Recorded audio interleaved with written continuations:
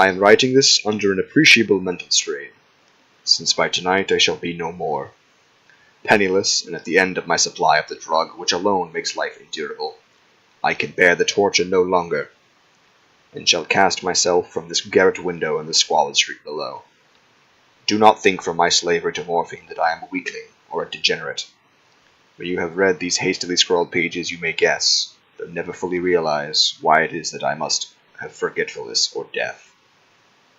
It was in one of the most open and least frequented parts of the broad Pacific that the packet of which I was supercargo fell a victim to the German sea raider.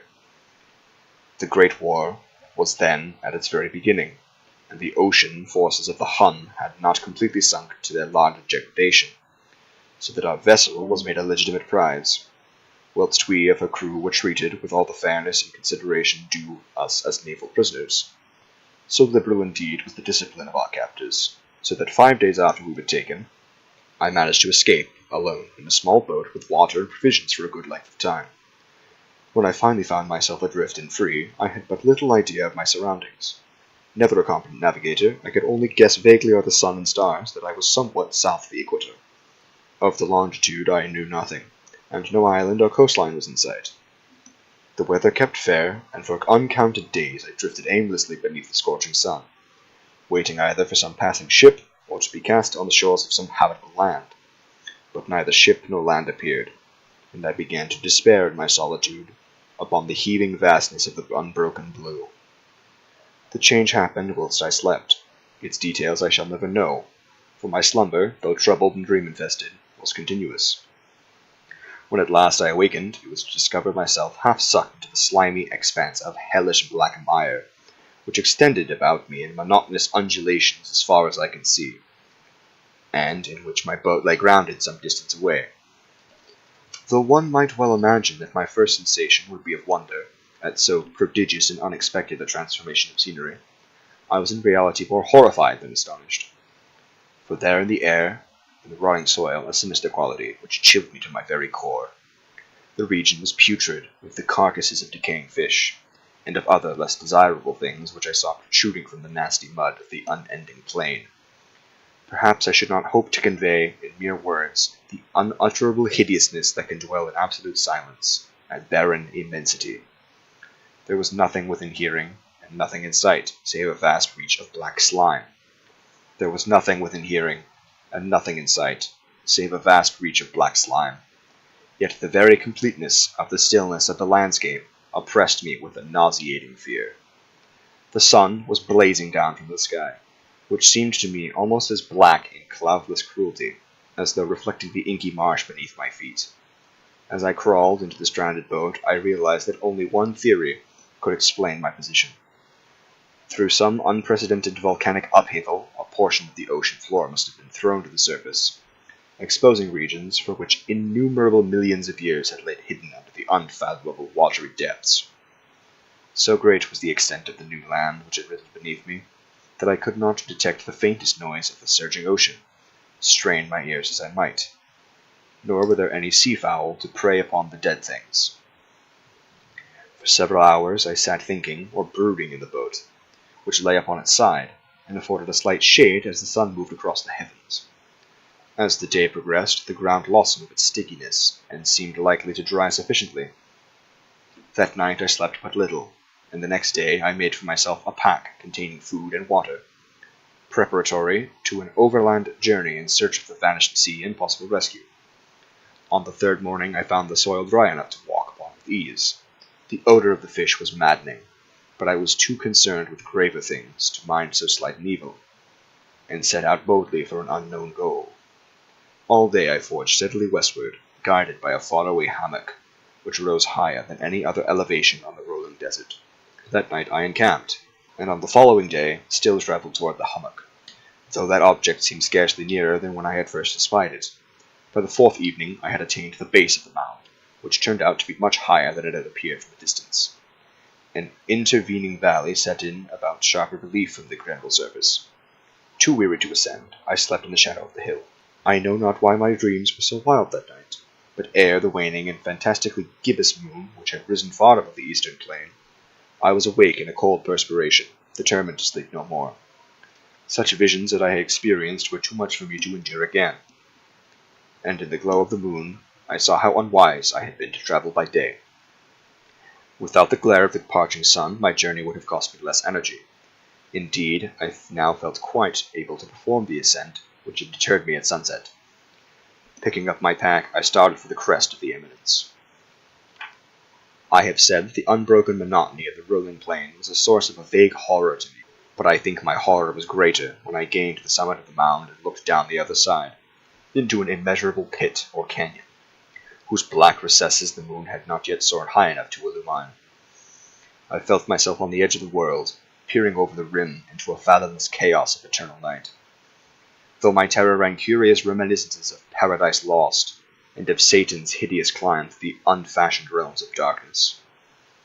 As the moon climbed higher into the sky, I began to see the slopes of the valley were not quite so perpendicular as I had imagined. Ledges and outcroppings of rock afforded fairly easy footholds for descent, whilst after a drop a few hundred feet, the declivity became very gradual. Urged on by an impulse which I cannot definitely analyze, I scrambled with difficulty down the rocks and stood on the gentler slope beneath, gazing into the Stygian depths where no light had yet penetrated. All at once my attention was captured by a vast and singular object on the opposite slope, which rose steeply about 100 yards ahead of me, an object that gleamed whitely in the newly bestowed rays of the ascending moon. That it was merely a gigantic piece of stone, I soon assured myself, but I was conscious of a distinct impression that its contour and position were not altogether the work of nature. A closer scrutiny filled me with sensations I cannot express, for despite its enormous magnitude, and its position in an abyss which had yawned at the bottom of the sea since the world was young, I perceived beyond a doubt that the strange object was a well-shaped monolith, whose massive bulk had known the workmanship, and perhaps the worship of living and thinking creatures. Dazed and frightened, yet not without a certain thrill of the scientist's or archaeologist's delight, I examined my surroundings more closely. The moon, now near the zenith, shone weirdly and vividly among the towering steps and hemmed the chasm, and revealed the fact that a far-flung body of water followed at the bottom, winding out of sight in both directions, and almost lapping at my feet as I stood on the slope. Across the chasm, the wavelets washed the base of the cyclopean monolith, on whose surface I could now trace both inscriptions and crude sculptures. The writing was in a system of hieroglyphics unknown to me, and unlike anything I had ever seen in books, consisting for the most part of conventionalized aquatic symbols, such as fishes, eels, octopi, crustaceans, mollusks, whales, and the like. Several characters obviously represented marine things which are unknown to the modern world, but whose decomposing forms I had observed on the ocean rising plain. It was the pictorial carving, however, that did most to hold me spellbound. Plainly visible across the interfering water, on account of their enormous size, were an array of bas-reliefs, whose subjects would have excited the envy of a Dore. I think that these things were supposed to depict men, at least a certain sort of men, though the creatures were shrewn, disporting like fishes in the waters of some marine grotto, or paying homage at some monolithic shrine which appeared to be under the waves as well. Of their faces and forms I dare not speak of in detail, for the mere remembrance makes me grow faint. Grotesque beyond the imagination of a Poe or a Bulwer, they were damnably human in general outline, despite webbed hands and feet. Shockingly wide and flabby lips, glossy, bulging eyes, and other features less pleasant to recall. Curiously enough, they seemed to have been chiseled badly out of proportion with their scenic background, for one of the creatures was shewn in the act of killing a whale represented as but larger than himself. I remarked, as I say, their grotesqueness and strange size, but in a moment decided that they were merely the imaginary gods of some primitive fishing or seafaring tribe, some tribe whose last descendant had perished eras before the first ancestor of the Piltdown or Neanderthal man was born. Awestruck at the unexpected glimpse into a past beyond the conception of the most daring anthropologists, I stood musing whilst the moon cast queer reflections on the silent channel before me. Then suddenly I saw it, with only a slight churning to mark its rise to the surface. The thing slid into its view above the dark water, vast, polyphemusine, and loathsome. It darted like a stupendous monster of nightmares to the monolith, about which it flung its gigantic scaly arms, the while it bowed its hideous head and gave vent to certain measured sounds. I think I went mad then, of my frantic ascent of the slope and cliff, and of my delirious journey back to the stranded boat. I remember little. I believe I sang a great deal, and laughed oddly, when I was unable to sing. I have indistinct recollections of a great storm some time before I reached the boat. At any rate, I know that I heard pearls of thunder, and other tones which nature utters only in her wildest moods. When I came out of the shadows, I was in the San Francisco hospital, brought thither by the captain of the American ship which had picked up my boat mid-ocean.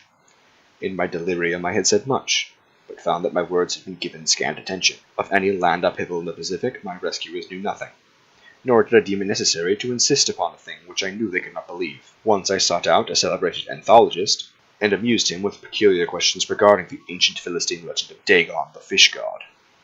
But soon perceiving that he was hopelessly conventional, I did not press my inquiries. It is at night, especially, when the moon is gibbous and waning, that I see the thing. I tried morphine, but the drug has only given transient surcease, and has drawn me into its clutches as a hopeless slave. So now I am to end it all, having written a full account of the information or the contemptuous amusement of my fellow men.